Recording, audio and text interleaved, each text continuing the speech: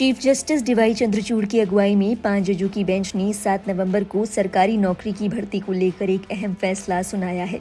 Supreme court की ओर से कहा गया कि एक बार भर्ती की प्रक्रिया शुरू होने के बाद उसके नियमों में बदलाव नहीं किया जा सकता।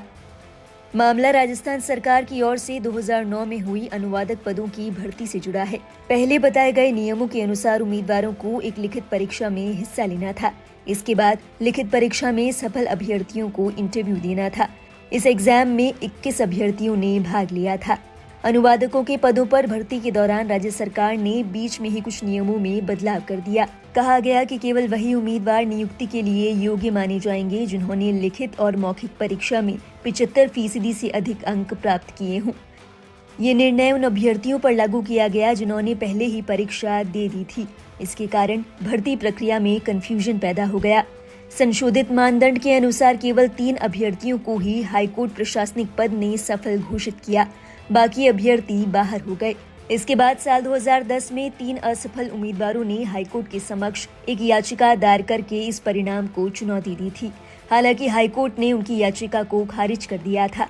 इसके बाद साल 2013 में सुप्रीम कोर्ट की 3 जजों की बेंच ने इस फैसले को सुना। 3 जजों की बेंच ने कहा कि ये खेल खेलने के बाद उसके नियमों में बदलाव करने जैसा है, जो कि स्पष्ट रूप से अस्वीकार्य है। इसके बाद 3 जजों की बेंच की ओर से ये मामला 5 जजों की बेंच को भेजा गया। इसके बाद साल 2024 में चीफ जस्टिस डीवाई चंद्रचूड़ की अध्यक्षता वाली 5 जजों की बेंच ने इस मामले को सुना। बता दें, 5 जजों की इस बेंच में चीफ जस्टिस डीवाई चंद्रचूड़ के साथ justice Hrishikesh Roy, justice Pamidighantam Sri Narasimha, justice Pankaj Mittal और जस्टिस मनोज कुमार मिश्र शामिल थे। इस बेंच ने कहा कि भर्ती प्रक्रिया में उम्मीदवारों की योग्यता को बीच में बदलना सही नहीं है।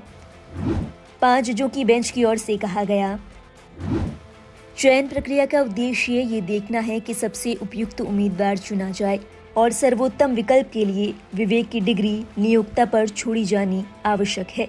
इस प्रकार हमारे विचार में नियमों के अभाव में नियुक्ति या भर्ती प्राधिकारी लिखित परीक्षा और साक्षात्कार जैसे बेंचमार्क के साथ एक प्रक्रिया तैयार कर सके। बेंच ने आगे कहा, नियमों में बदलाव का प्रभाव केवल आगामी भर्तियों पर ही लागू हो सकता है। वर्तमान या चल रही भर्ती में इसका कोई असर नहीं होना चाहिए। सरकारी किसी भी भर्ती प्रक्रिया में केवल उन्हीं नियमों का पालन करे जो प्रक्रिया शुरू होने से पहले लागू थे। सुप्रीम कोर्ट की ओर से ये भी कहा गया कि भर्ती में पारदर्शिता होनी चाहिए ताकि कोई पक्षपात या अनियमितता न हो।